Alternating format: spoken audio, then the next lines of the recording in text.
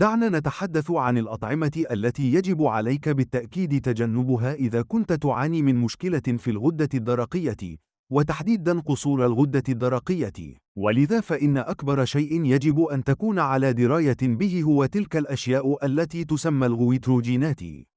الآن، ما هو الغيتروجين؟ إنها الأشياء التي تسبب تضخم الغدة الدرقية. وما هو تضخم الغدة الدرقية؟ في الأساس، تضخم الغدة الدرقية هو تضخم الغدة الدرقية، وتوجد الغدة الدرقية في أسفل العنق مباشرة، ويبلغ عرضها حوالي 6.35 سنتيمتر. لذلك عندما يبدأ هذا الشيء في التورم، يسمى ذلك تضخم الغدة الدرقية. لماذا يمكن أن يكون تضخم الغدة الدرقية سيئاً؟ يمكن أن يضغط تضخم الدراق الكبير على القصبة الهوائية والمريء، ويمكن أن يسبب ذلك صعوبة في التنفس والبلع والسعال وبحًا في الصوت.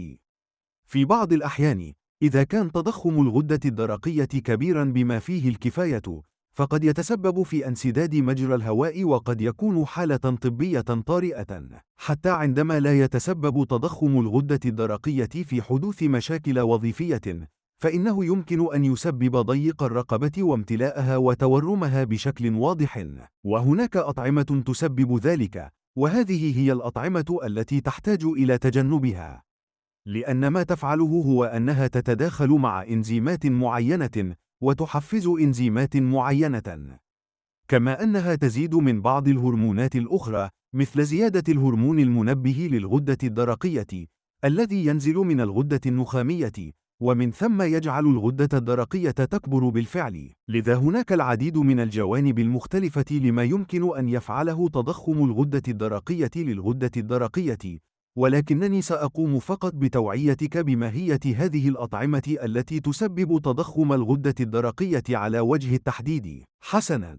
أولاً، الصويا والأطعمة التي أساسها الصويا، والتي تشمل التوفو الصويا، حليب الصويا، الميسو، الإيدامامية، وخاصة بروتين الصويا المعزولة، أي الصويا. الآن، يحتوي الصويا على ليسوفيلافونات والغويتروجينات، والتي قد تتداخل مع إنتاج هرمون الغدة الدرقية وامتصاص أدوية الغدة الدرقية. إذا كنت تتناول الصويا، فتجنب تناولها قبل أو بعد ساعات قليلة من تناول دواء الغدة الدرقية لمنع حدوث مشاكل في الامتصاص. ثانياً، الخضروات الصليبية، والتي تشمل البروكولي والملفوف والكرنب وبراعم بروكسل والفجل والجرجير والبوك تشوي والفجل والجرجير والقرنبيط. يمكن لهذه الخضروات أن تثبط قدرة الغدة الدرقية على استخدام اليود، خاصة عند تناولها نيئة وبكميات كبيرة. حسناً، أنا أتحدث عن كميات كبيرة. وحتى إذا كان لديك نباتات صليبية، إذا قمت بطهيها أو طهيها بالبخار أو تخميرها، كما هو الحال في مخلل الملفوف، فإنك ستقلل من كمية هذا التأثير. ولكن إذا كنت تستهلكين كميات صغيرة، مثل أقل من 140 جراما، فلن تواجهي مشكلة. أعني، إذا نظرت إلى الأبحاث، يجب أن تستهلك كمية جيدة من هذه الأطعمة على مدى فترة من الزمن لتكوين تضخم الغدة الدرقية. أنا فقط أذكر كل هذه الأطعمة لأنك قد تستهلك الكثير من هذه الأطعمة، ربما ليس بشكل فردي بكميات كبيرة، ولكن بشكل عام.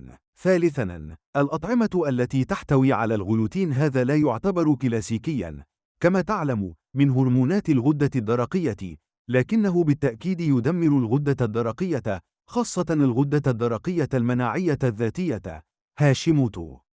في الواقع، 90% من جميع حالات قصور الغدة الدرقية هي هاشيموتو، والمسبب الأكبر هو هذا الغلوتين الموجود في الحبوب، الكثير من الحبوب المختلفة.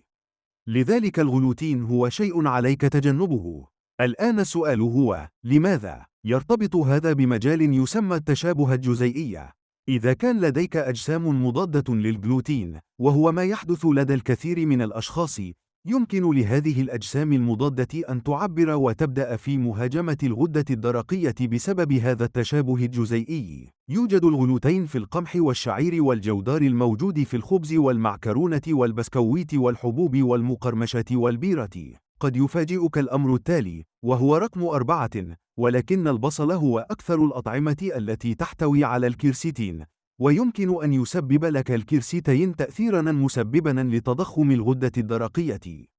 لذلك إذا كنت مصاباً بتضخم الغدة الدرقية، ربما يجب أن تكون حذراً من تناول الكثير من البصل. خامساً، يمكن للأطعمة الغنية بالدهون، بما في ذلك الأطعمة المقلية واللحوم الدهنية والزبدة والمايونيز والسمن النباتي والألبان كاملة الدسم، أن تضعف إنتاج هرمون الغدة الدرقية وتتداخل مع امتصاص أدوية الغدة الدرقية.